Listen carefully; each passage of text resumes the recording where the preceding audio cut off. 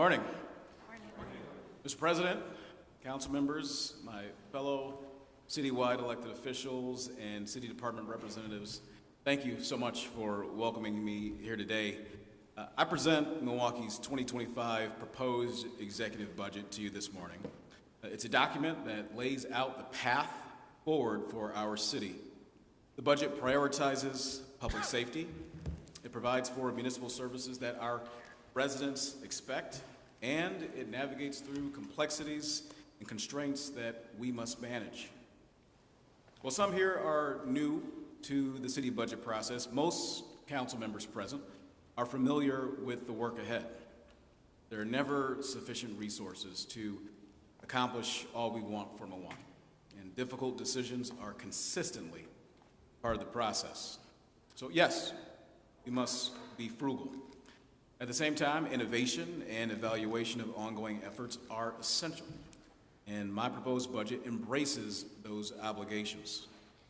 Perhaps most importantly, the budget I deliver today looks beyond just the numbers, beyond simply just the dollar signs. This budget is focused on our residents by addressing priorities and expectations that they share. It's not enough to simply balance the 2025 budget. We must craft next year's fiscal plan so that it serves all Milwaukeeans. Our budget and management division and all city departments have invested a great deal of time and a great deal of energy to assemble the 2025 budget, and I appreciate the efforts that they've made. During this process, I've insisted departments present options, examining a range of possibilities to reach their financial goals. That approach has allowed us to develop a fiscal plan that keeps appropriate service levels and maintains the focus on performance goals. Importantly, we've avoided the clever one-time maneuvers that would create problems down the line in future budgets. We focused on essential public services and making sure we always consider equity in our budgetary decisions. I've asked departments to take the long view, making certain the plans that are made today are sustainable next year and for the years to come. When compared to last year's fiscal situation, 2025 is significantly different. Provisions of Act 12 are in force, leaving non-public safety departments to absorb disproportionately necessary belt tightening. The funds we deployed from the Biden-Harris administration's American Rescue Plan Act to sustain city services, especially last year, they're not part of this budget.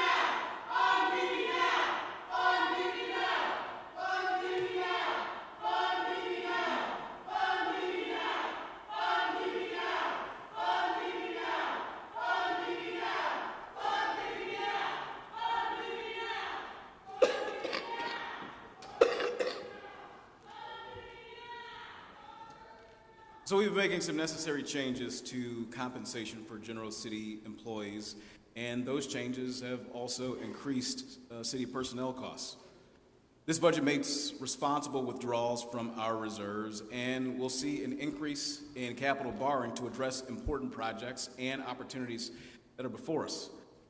What's not changed in this budget is my commitment and the city's commitment to provide solid city services in an equitable manner. And a big part of this is the commitment to quality of life investments. We'll continue the Raise and Revive effort unveiled last year, using both city workers and contractors to demolish buildings that must come down. It's now happening faster to the relief of neighbors impacted by this blight. We're making progress, and we're working with partners to add housing for Milwaukee families. My budget invests more in commercial corridors, directing resources to locally led projects that improve these business areas all around the city. We're investing in roadway improvements with tens of millions of dollars in major street programs and millions more in paving through the popular high-impact paving program. Our pilot program, called Adopt a Neighborhood, has demonstrated the strength of collected, coordinated city resources directed intensely in particular neighborhoods. I want the kind of work that we did in the Silver City neighborhood with VSCDC to continue in other parts of Milwaukee. We'll advance our street lighting improvement effort I've called Brightline, replacing antiquated equipment and increasing neighborhood illumination. You can't miss the change Brightline has brought to areas all across Milwaukee: Bayview and Brewers Hill, Muskego Way and Morgandale. And some of the most impressive progress is in Alderwoman Larissa Taylor's district, where 97% of streetlights have been upgraded. Expect more of this work in 2025. Brightline is also a public safety effort. It's a prevention strategy that discourages illicit activity through environmental changes. Prevention and accountability. These are the two pillars of my approach to building safety in Milwaukee. This budget recognizes we must address crime and safety with multiple approaches that hold individuals accountable and at the same time provide direction and alternatives to keep people from going down the wrong path. That's why I strongly support programs like Earn and Learn, which provides positive direction by introducing teenagers to the world of work. Similarly, for preteens, I'm a huge backer of Camp Rise. In leading the creation of Camp Rise, I worked with Employ Milwaukee and thoughtful individuals. Now, these are the types of programs Alderwoman Charlene Moore has been so supportive of. What we built is a national model to have more outreach for impressionable children in our community. I want young people to see hope and to see opportunity in their futures. That's why you'll see me promoting opportunities for real career opportunities for high schoolers and young adults in the trades. That effort is amplified by Milwaukee Public Schools, and not just Milwaukee Public Schools, but also unions right here in our community. Our Office of Community Wellness and Safety advances partnerships that prevent violence using strategic approaches and conflict mediation.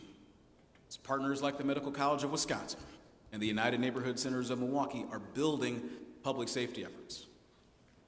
We're addressing reckless driving with preventative physical changes to our roadways.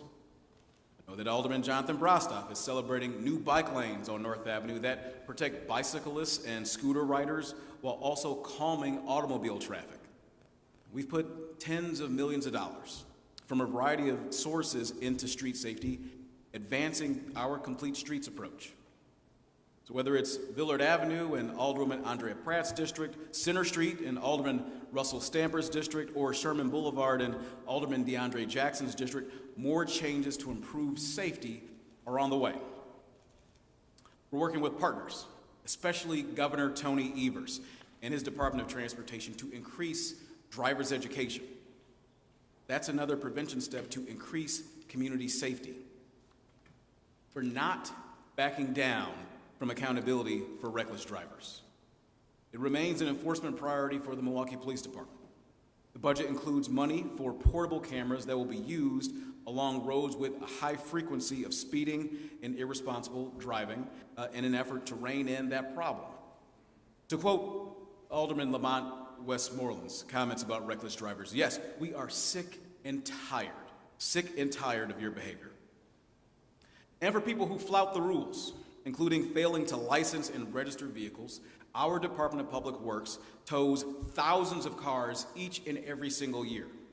And at my direction, that effort will not subside. Accountability for anyone harming our community and our safety is a big part of our police department's work. This budget funds the maximum complement of new officers, 65 recruits in 3 classes. Residents across Milwaukee, including leaders like Southside Alderman Peter Bergelis and Northwest Side Alderman Mark Chambers, are pushing for greater police visibility and prompt police response times. This budget takes a step forward in that direction.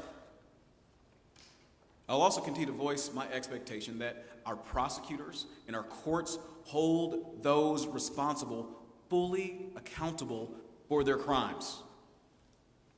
We're investing in new personnel for the Milwaukee Fire Department with the possibility of another reopened fire station. As Alderman Scott Spiker and Alderwoman Jocasta Zamaripa know in their districts, a reopened firehouse is good news for neighbors, and frankly, it's just good news for the city. Public safety is too important an issue for us to ease up on any of our prevention and accountability approaches. A particularly bright spot of Milwaukee's economy is tourism. This year brought visitors from all around the world to Milwaukee for homecomings, for festivals, for sports, for arts, for our food scene, and a presidential nominating convention. I want to build on that because visitors support local businesses. Their spending means more jobs for Milwaukee workers, and visitors spend money adding to our sales tax revenue. The positive impact of tourism is boosted by attention from Top Chef, return of IndyCar racing, baseball and basketball playoffs, and new conventions booked into the expanded Baird Center. They're all good news for the city. And the opportunities are expanding with the Bronzeville Center for the Arts growing and the new Milwaukee Public Museum rising, both in Alderwoman Malele Cogg's district. Tourists are frequenting the 3rd Ward in Alderman Bob Bauman's district and in Walker's Point and Council President Jose Perez's district. We're a top destination for tourism in Wisconsin, with roughly a quarter of all visitors to our state spending time right here in Milwaukee. So my budget supports tourism. That's why we're dedicating $5 million in capital expenditures to Port Milwaukee's South Shore Cruise Dock. That investment in Alderwoman Marina Dimitrievich's district is the final financial piece needed to welcome big vessels filled with cruise ship passengers to Milwaukee. Milwaukee is already an established cruising destination, so adding a notable new welcoming terminal has the potential to add thousands of cruise ship visitors who have already discovered us. The budget I'm presenting includes a modest 2% increase in the property tax.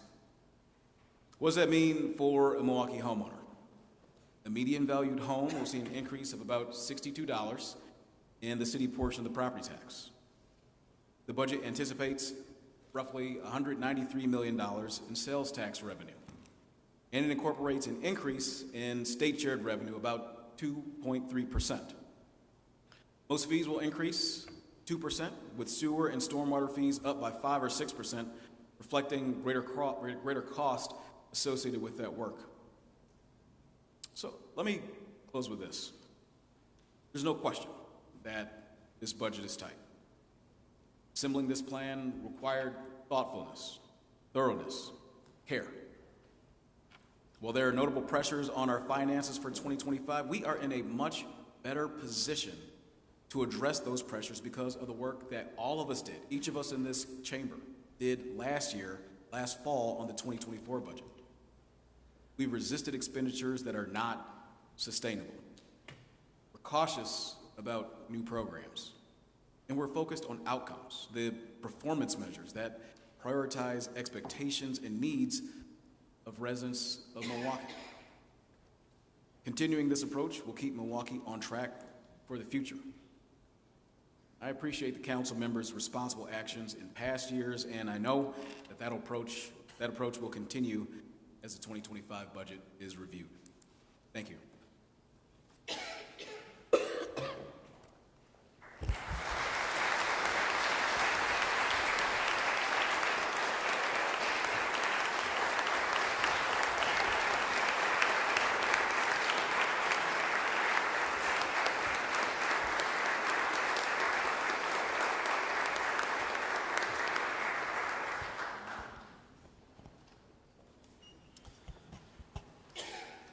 Will the Deputy City Treasurer, Jim Claber, please come forward, escorted by City Treasurer Spencer Coggs, and Alderman Scott Spiker.